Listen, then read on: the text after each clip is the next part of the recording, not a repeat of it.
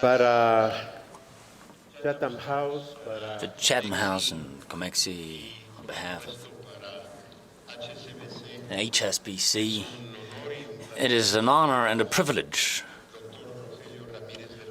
to have Mr.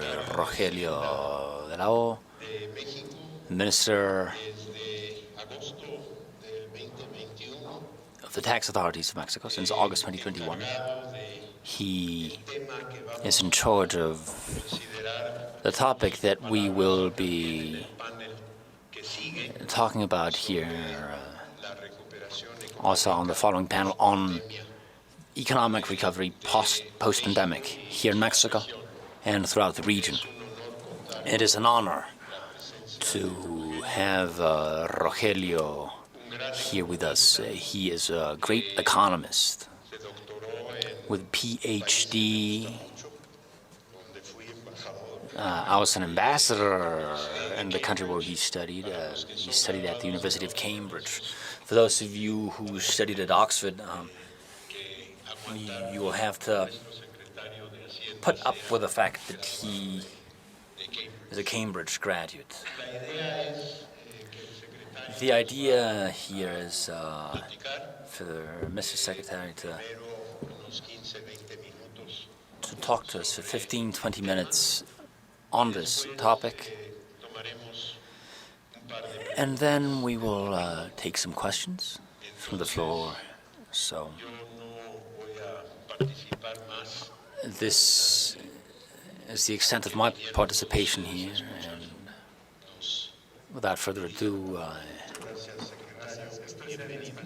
I leave you with him. I will be talking in Spanish. Thank you so much. Unless you wish to do so in English, we have interpreters. I think the audience, including our friends from Chatham House, I believe all of them speak perfect Spanish. Thank you. It is an honor to be here at Chatham House in this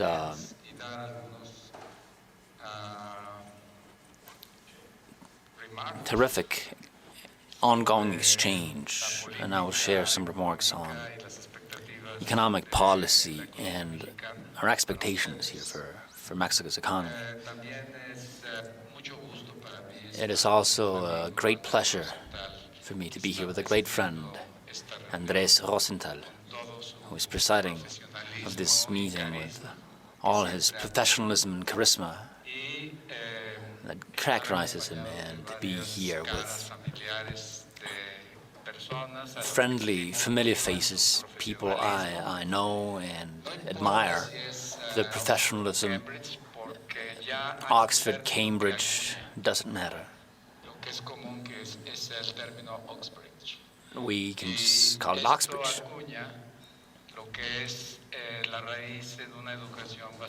And what that truly means is an education based on the classics, which is so important because it's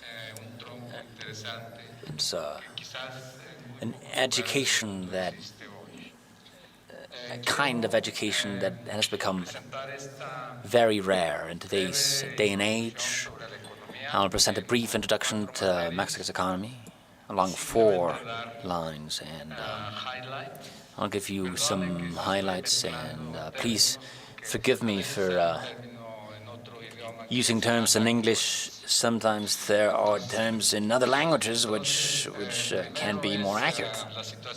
So the first thing is the global situation and how Mexico fits into this global situation. The second is Mexico's economy and how we look at it from our point of view at the tax offices. Second is inflation, and then policy. Regarding the global situation, from our point of view, Mexico, given its high level of participation and the fact that 39% of the gross domestic product is based on exports, which is subject to the ebb and flow of global economic activity and monetary activity, and subject, therefore, to the Federal Reserve in the United States. The ebb and flow in a current situation has been quite volatile for all countries, because the economic crises that we have lived through evermore have been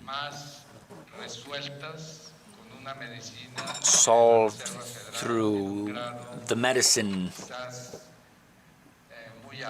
of the Federal Reserve at a high cost. During the dot-com crisis, the medicine was an extraordinary monetary injection from Alan Greenspan back in the day, and it went on for much too long, and then that led to the housing crisis in 2009. That crisis was even greater than the previous crisis in terms of wealth loss and the need for fiscal and monetary support, and we made it through, but it was hard. In 2009, the global economy, it was hard.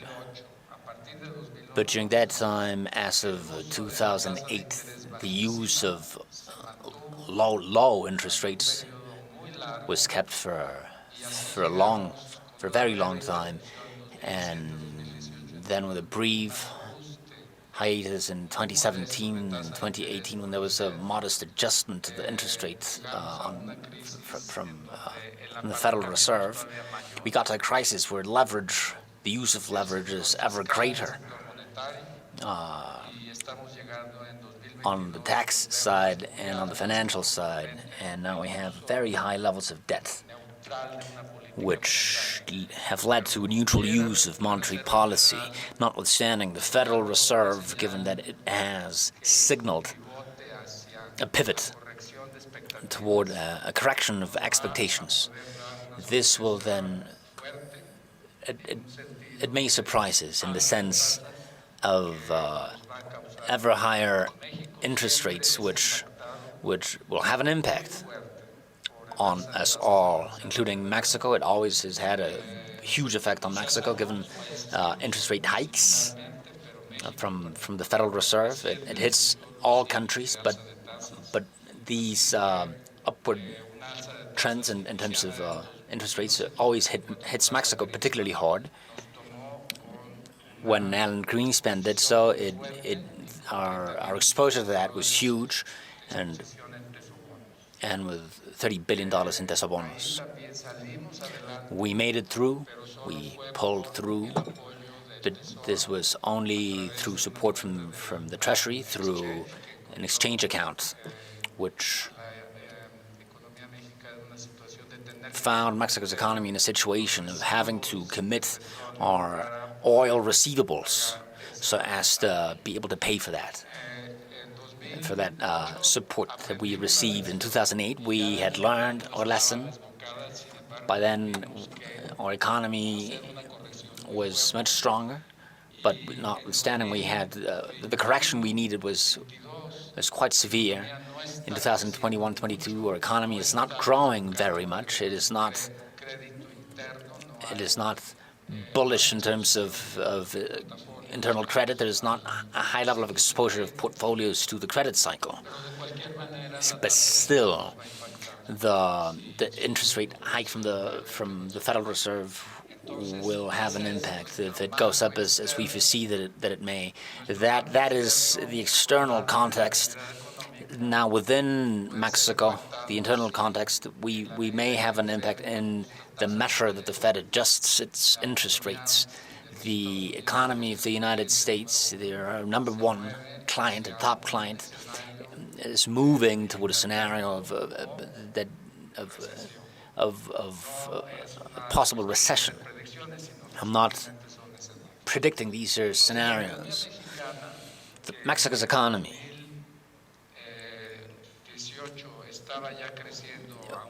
was growing at a rate of 2.4 or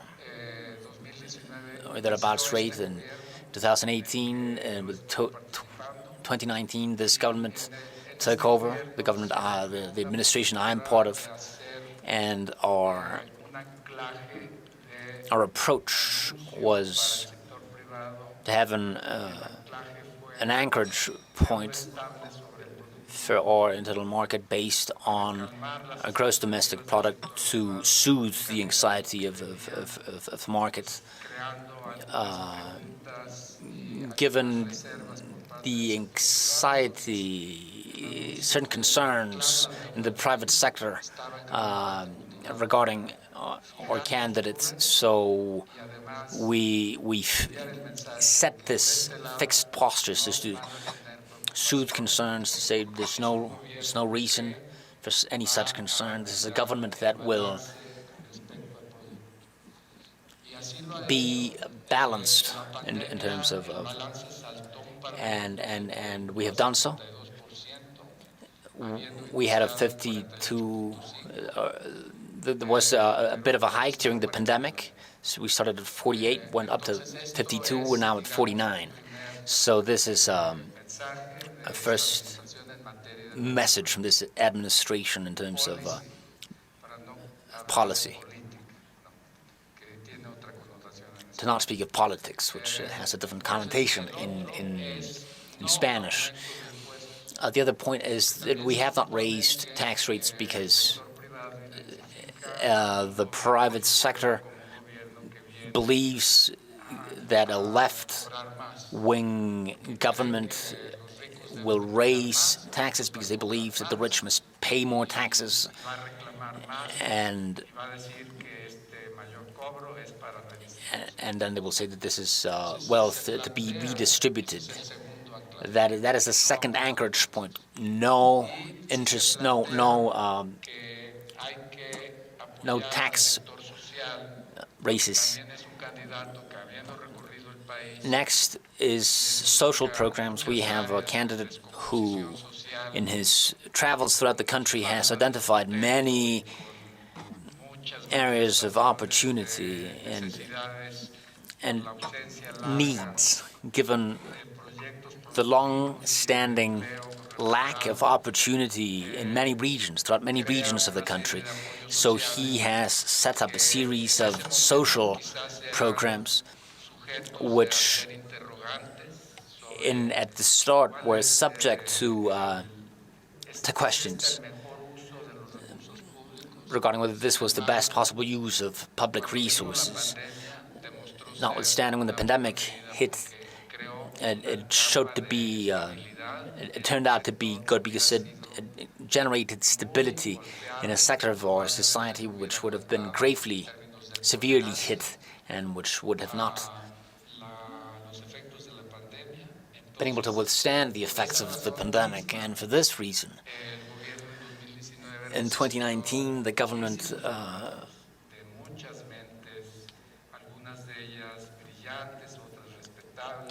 got a lot of calls from many brilliant minds from all sectors, from the private sector, and everybody was calling on the government to use more public funds in the context of the pandemic. This government said no. The government said we have all of these programs already set up, but there's no bureaucratic intermediacy here, and we have lost our experience in Mexico in a good implementation of social programs. The last instance of that was back in the 70s, when there were certain redistribution programs. There were social programs back in the day. But then this broke down, and there was a great administrative apparatus around that.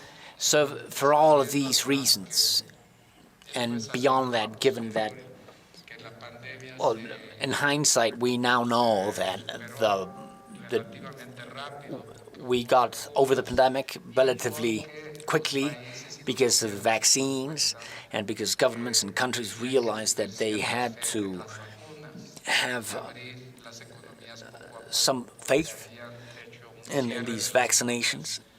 And because in some countries the economy was shut down too severely, so then there was a spike in economic indicators in mid-2020, and Mexico started its recovery at that time. And then at the start of 2021, there was a new phase of the pandemic and a new downturn. So this 8.2% drop we have not yet got over it in terms of production. You may ask yourselves, this stability which we see here, well, who knows? But this is a function of how this government has been taking on these challenges. This is a president who travels throughout the country. He is in close contact with our people. He identifies. He knows his people, and his people identify with him. But we have not yet fully recovered, and the reason for that is presumably we had the momentum we needed to reach our previous levels. But if we have been bouncing back and forth, given the pandemic, we are 8.2, and then there's an interruption, so there's a 95% interruption in terms of our recovery. Today we're at 97.5%, 97.6%. Other than in terms of employment. And the reason for this high level of employment is that people need jobs. People found a way to get back to work.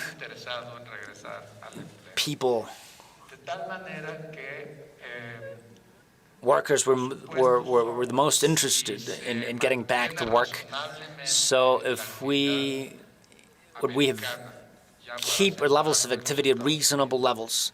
And to go back to the topic of the United States, at a level of growth of 2.3%, if that happens, then our recovery cycle will be complete by 2022. And then by 2023, we'll start growing again. There's an ongoing war in the Ukraine. There's an ongoing situation with inflation. There's been no loss of activity in the United States, but the early raise and the anticipation of a further raise in interest rates on behalf of the Federal Reserve points to a correction. So there's no way to make accurate predictions. We do not agree with a 2.9 adjustment to a gross domestic product because we see that there is a stimulus that will be injected into America's economy, and they are at a pre-electoral phase right now. The Federal Reserve, its policy is to raise interest rates. We will see to what measure they accomplish that, and we have seen that they have been using that tool to move from one cycle to the next, and so on and so forth. So there's no way to rule out growth rates of over 2% after 2022. There's no question that inflation has hit Mexico, but another point that it is well worth mentioning here is that a distinction between Mexico and the United States. In the United States, there's inflation in terms of demand and worker pay because it was an overestimation of family savings. These savings were held in banking accounts. Whether this is artificial or not, as Milton Friedman would have said, monetary inclusion or not, the fact is The families want to spend, and they started spending. They spent their savings even during the pandemic. They bought second homes, and there's demand has been growing. There's also growth in terms of costs, but demand grew first. That was the leading indicator in terms of gas and oil prices going up. That started even before Russia's invasion of the Ukraine. This has continued, but this is not caused because of a restriction or to decrease demand, but to increased costs. And Robert Stiglitz has said that when cost inflation takes place, it's hard to know what impact monetary policy will have. So, here in Mexico, this is the first month when we see that inflation is becoming stable, 7.8% rate, 7.7%. But it is important to point out that there's a strong element, an intervention, fiscal intervention at play here. But we're not handing out cash. This is due to a plan that was previously implemented and with the objective of not having oil prices race over inflation. And we have a prices index. It could have gone up to 9.7% without this policy. And taking into account that oil and gas prices have an impact on everything else. Our measure here is not costing any more money than that which we had previously contemplated to limit the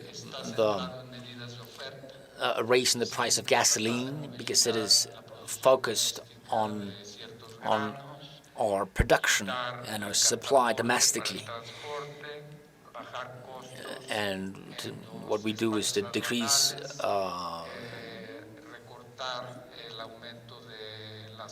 customs, fees, road toll fees in our highways, and we have been able to put this in place and to communicate this to the food industry and the food distribution industry. And the way that we've worked with them is to focus on the basic food products. We have 24 products. We have an institution called Profeco. This is what a four-person family needs, and our anchorage point here is to commit to price stability for these 24 products. The companies that produce and distribute these products are implementing this. We're working together with them, and this is all geared toward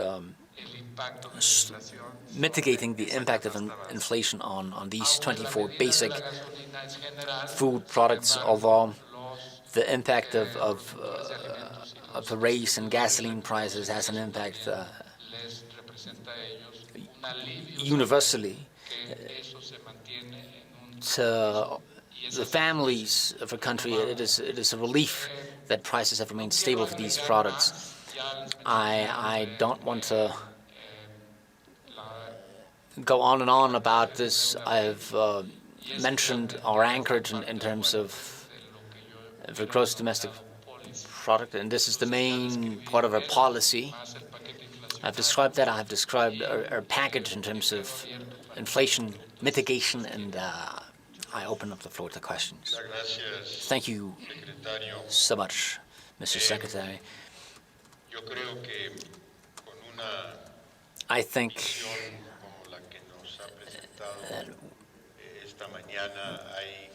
with a vision such as what you have shared with us this morning, there are topics which are policy issues. This is these are not politics issues. These are policy issues that the government has implemented. Some of them have certainly been more successful than others. There's an ongoing difficulty which is quite clear, and I'm sure that you must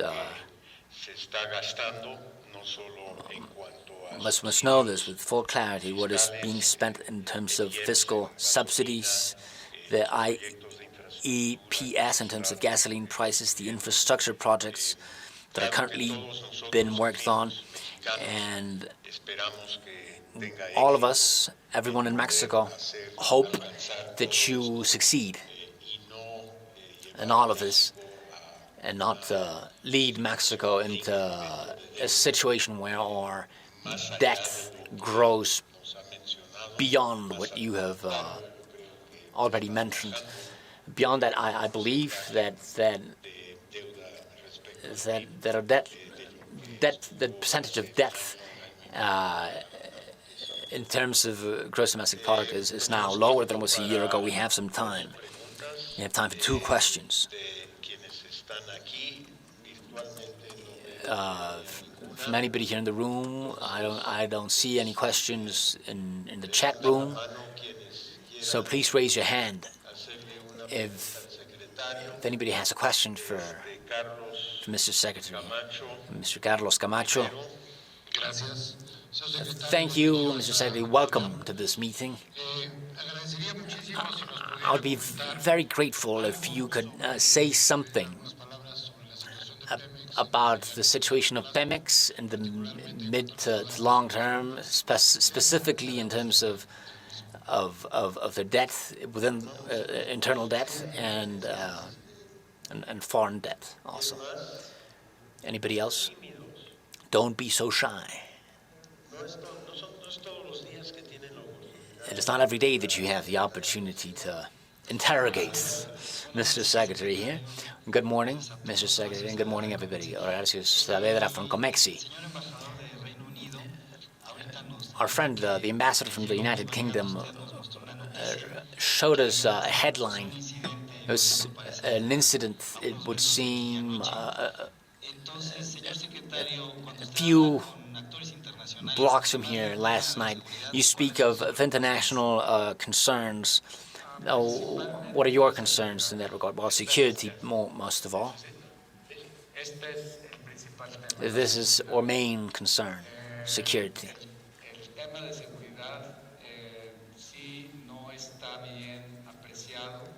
If this is not well evaluated, well, we know that every government goes on the defense when they must. What I can say on the topic of security, the homicide rates are falling, car theft rates are falling, home thefts are falling, leading indicators for common crimes are all falling, notwithstanding there's a generalized perception of great insecurity. Why? Perhaps because there has been a redefinition of some specific legal terms in this field. This is beyond the scope of my work. But what I can say is that this is something that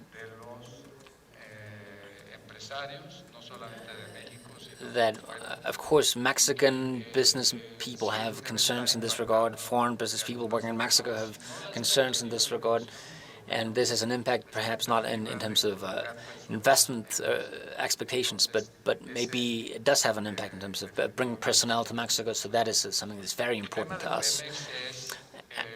As for Pemex, as you know, $49 billion in debt, and it is now 110 at the end of the previous administration, and that, along with reduced reserves and a reduction in terms of production volume, there is no surprise that such a large entity, an entity that is so large. This is a company that started at the beginning extracting crude, but then when it grew, it became a vertically integrated company, and it gave us self-sufficiency in terms of gasoline, and it helped us stabilize the prices of gasolines. These our prices were not linked to the international markets. Then in the 70s, international prices grew from $3 to $15 per barrel in Europe, and a new cycle began. And then Pemex grew exponentially. Pemex was relatively well managed in terms of debt up until the year 2012. Although it had overcommitted its resources in terms of exploration in Burgos, which had yielded zero results. But that is the kind of mistake that could not have been foreseen as a mid-term risk. That was a mistake between 2012 and 2018. This is quite a load, and it forces Pemex to reach a production level they're still trying to maintain with the minimum expenditures and rationalizing the expenditures. The government has become more flexible in its posture in several domains regarding Pemex, and Campo Sama now has been developed. Pemex is the owner of 50%, but still discussing with an American partner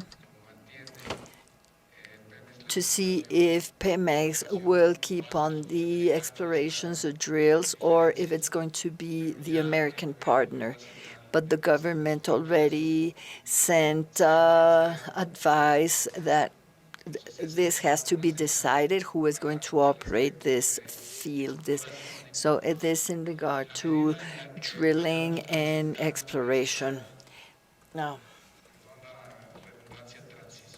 as we go through this transition, aiming at forthcoming years, we'll see that Pemex will gradually define the domains where they can work better with the fields, the reserves they have already explored. They started exploring new fields, nothing like Cantarell, of course, but new reserves that have countered the fall of the second largest reserve, Malupsa. This is spectacular fall. However, the production is still stable at 1.75, 1.8 million barrels per day, because we're countering the fall of the second reserve with new reserves. Many of them have gas in them, and the government already gave clearance for the private sector to come up with some gas developments. So what we'll be seeing in Pemex now is a pragmatic transition, and almost from one day to the next. We are very close to Hacienda, to the Ministry of Finance. They're always been close, but now they're closer than ever, and we do appreciate that from both sides. Thank you, Secretary. It was said at some point when you took over the Ministry of Finance that the main requirement is that you had an influence in the energy policies of Pemex and Mexico. I don't know if that's what you spoke about when you speak about Pemex and the Ministry of Finance being so close, as long as we do not see certainty in the reforms of the energy sector as proposed by this government, it is likely it will be very difficult that we'll have the foreign or a local investment from the private sector that we could have had, that could have not only stabilized the production of oil in Mexico, but also could have increased in an important manner the production at a time when the prices of oil are so high. Now the director for Chatham House, Mr. Robert Niblett. Please, sir. Thank you, Andres. Thank you to the Secretary from the Ministry of Finance. You have clearly explained how you're handling the crisis the world's going through. And in the little time left, tell us about the 2-3 structural reforms that will prepare Mexico for the next crisis in the government. What are the 2-3 structural reforms in the economy that are the most important to you? Well, I think they have already been implemented and have been communicated. Mexico is not trying to undertake structural reforms following the model of the reforms of the 90s. Opens, liberalizes, distributes, give your assets to the private sector for them to manage them. That is not an option. That is not the type of reform we are seeking. The type of reform we seek is one where we can include in the development agenda a region that had been totally left out, which is the southeastern part of Mexico in the 90s and right after the 90s, and a claim in regard to NAFTA is that the northern part of Mexico had been developed, but not so the southeastern part. Now, currently, we are implementing in the southeastern part that mass of public investment that is very important. For the first time, we're reaching 1 billion pesos, 1 trillion in investment, 1 trillion in investment, 3.1 from the GDP. It seems to be very little, but it used to be 2%. And in addition to that, it focuses on projects that I would call breakthrough projects. These are projects where the private sector cannot actually participate because there is absolutely nothing there. So we need to open it up. That is why it's a breakthrough project. And that is where we have an investment agenda. Not everything will be allotted to the southeastern part. 4 new train lines up to 2,000 kilometers, 4 new airports, and 20 airport modernization projects. One of these new airports will be the Tulum airport to give some leeway to the Cancun airport, and this new airport is piece of cake because the traffic there is secured. 1,625 kilometers of new roads, highways, 2 new refineries, 7 port modernization, seaport modernizations, and now the modernization of customs systems in the border areas. So that is a public investment. There are many projects in the southeastern part. There's also a project in Nayarit in front of Punta Mita and the Islas Marias that will become a great tourist destination, maybe as important as Cancun, but with one exception. That project has a very close land communication towards Sinaloa and going further down to Colima and Jalisco. Dams and railroads in Jalisco, we are supporting them with federal money and Nuevo León as well. And the customs projects have been designed to benefit the states in the northern part of the country. So the infrastructure in itself would be a reform. The state is now assuming its responsibility in areas that we know the private sector could not possibly invest, because in the southeastern part of the country there is nothing. So we need fiscal incentives. If we need to trailblaze, we will do that.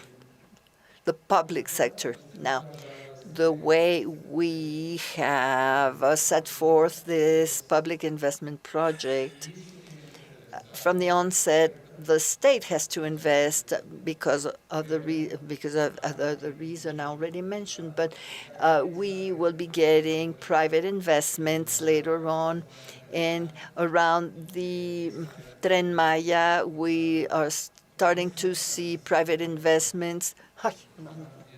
With the acquisition of lots, we're seeing the same thing in the northern part of Mexico, where we have a lack of land for industrial parks. The industrial parks of the northern part of Mexico are oversaturated. All this is now part of TEMEC, of the free trade agreement. So I was surprised to hear that the most important thing had been renegotiating the free trade agreement. That's what he has said, and I was surprised by it. And the southeastern investments now are inserted in the free trade agreement, a connection with the Gulf of Mexico from the southeast, and with a very agile connectivity, very profitable, if it is fully developed. So the agendas and the projects are there. We're not even using the term structural reform anymore. Secretary, thank you so much for being here, for being so candid, for the presentation you've made. I think it puts on the table for the following panel in regard to the economic recovery, not only in Mexico, but also the Latin American region. Estamos al secretario. Muchas gracias.